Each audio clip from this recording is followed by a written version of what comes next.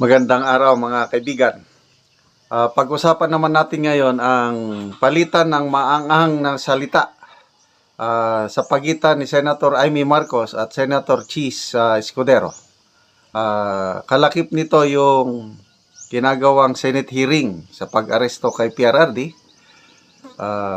Yun nga, na-cite in contempt na yung Ambassador Lacanilaw, biglang pinalabas ni Senator Escudero. So, umangal si Senator Amy na ano daw yun, wala daw sa rules ng Senado yung ano pa ng show cause order. Wala daw yun, sabi ni Senator Amy. Sabi naman ni Senator Escudero na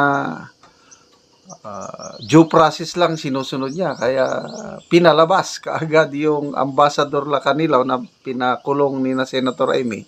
At yun na, nagbatuhan na sila ng salita. Sabi ni Senator Escudero na huwag gamitin ang Senado para sa inyong personal na interes, pangangampanya. Ako, sumagot naman si Senator Amy, ito yung exact na sagot niya.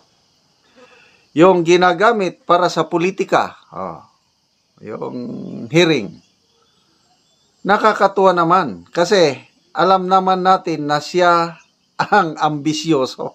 Tinawag niyang ambisyoso ang Senate President. Ako nga yung nakalimutan na mangampanya na. Agree ako. Instead na mangampanya si Senator Amy, diyan na siya, nagtutok na siya sa Senate investigation. And to me, I salute her for that. Maraming nagsasabi na wala na daw silbi yung Senate investigation. To me, may silbi. Nalalaman natin yung mga detalye na nakakarimarim na mga sisinungaling ng mga government officials, yung ginawa nilang kidnapping, aresto kay PRRD. Okay. So, ambisyoso. Ano yung pagka-ambisyoso? I think 2016 ba yun? Kumandidato si Senator Escudero, Vice President, kaya lang natalo. Correct me if I'm wrong. Kumandidato na yan na Vice President. So kung nagkandidato siyang Vice President, baka yung patama ni Senator Amy, baka gusto niyang magpresidente. Ano, sa tingin nyo? May pag-asa bang manalong presidente si Senator Escudero by 2028? Meron bang puruhan na kakandidato rin? Kasi ambisyoso Okay, so ito. Meron pang pahayag ni Senator Amy, malakas daw.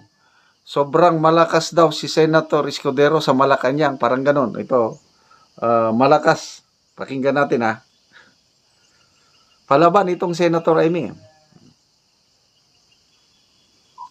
Chis, noon pa ayaw talaga pirmahan. Yung unang hearing, 2 sampinang hinihingi ko, pirmahan sana niya dahil hindi sumisipot. Yung ikalawang hearing, nakita naman ang lahat, walang sumipot ni isa, sangkatutak ang aking sampina. Hindi rin pinirmahan. Tapos nakiusap siya sa Malacanang, biglang pinagbigyan kami ng 10 witnesses. Pumayag na ako sa 10 witnesses, at least matuloy lang. Tapos pinalkan din yung date. Pumayag na rin ako, matuloy lang. Pinagbibigyan ko ng pinagbibigyan, pero labis naman yung pinalaya, yung candidate, hahayaan naman pumunta sa libing. Wala namang problema yun. Contempt kasi is an option given to the committee. Tapos pipirma yung Senate President. Hindi ko naman inida yung contempt order. Pinakita ko lamang nung tinatanong na kung bakit pinalaya. Yung bala, hindi pa niya nakikita yung contempt order pinalaya na niya kaagad. Iba na ang malaka. Si SP Chis nung pa ayaw talaga Iba na ang malakas. So, kanino malakas si Senator Escudero? Ano sa tingin nyo? Malakas sa powers that be? Pinalaya kagad Anyway, nasa atin na ang pagpasya niyan. Tayo ang mag-judge sa kanila kung sino sa kanilang dalawa ang gumagawa ng tama. Sino sa kanilang gumagawa ng mali. Okay, magbasa lang ako sa mga comments.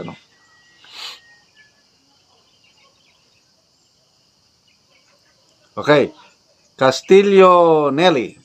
Senator Amy, Huwag kang papayag, tuluyan mo nang mawalang mayan. Sila ang tsotso sa kapatid mo. Sinasamantala nila dahil ngagba ang kapatid mo. Alfredo Melendez. Hindi na dapat iboto si Cheese Balimbing. Okay, may narinig akong usap-usapan, mga kaibigan ko, kamag-anak.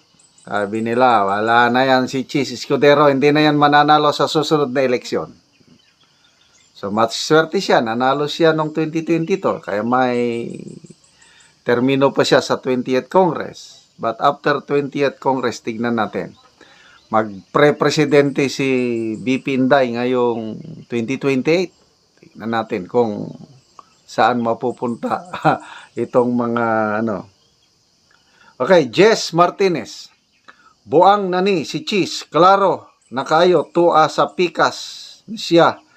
Naguba kredibilidad sa Senate Committee, ayaw na ninyo ibotar aron mailisan nani kasi trapo iyan.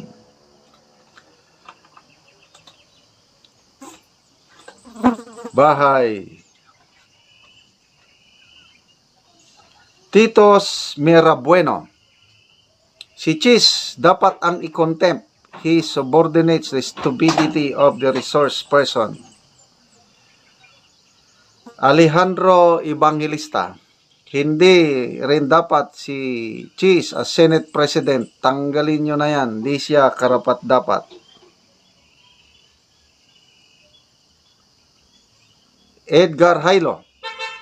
Halatado kasi galawan nyo, congressman at senador. Tataas uli ranggo niyan si Cheese katulad ni Torre. Magiging senior president na yan. Okay, Sante Bea. We will support you, ma'am. Amy, solusyon. Take care po and God bless. Okay? So, ako, to be honest, dati alanganin ako kay Senator Amy. But ito, yung sinimulan niyang Senate hearing, bumalik yung tiwala at respeto ko sa kanya, lalo na nung personal siyang inendorso ni BP Inday Sara. So, maraming mga DDS na galit kay Senator Amy, okay lang yun. Kung ayaw nyo siyang iboto, okay lang. Basta ko, bilang respeto kay PRRD, BP Sara, yung pag-endorse kay Senator Amy, may basbas si PRRD. May complete tiwala ako kay PRRD at kay BP Sara. Kaya iboboto ko, ikakampanya ko si Senator Amy sa Mayo. Okay, salamat mga kaibigan sa inyong pagsubaybay sa ating channel. Nakakatulong kayo ng malaki sa Tribong Talandig ng Bukidnon. Ang ating sweldo sa channel na ito is pantulong sa tribo. Namimigay tayo ngayon ng mga yero at pako para ma-repair ang sira-sirang bahay ng Tribong Talandig.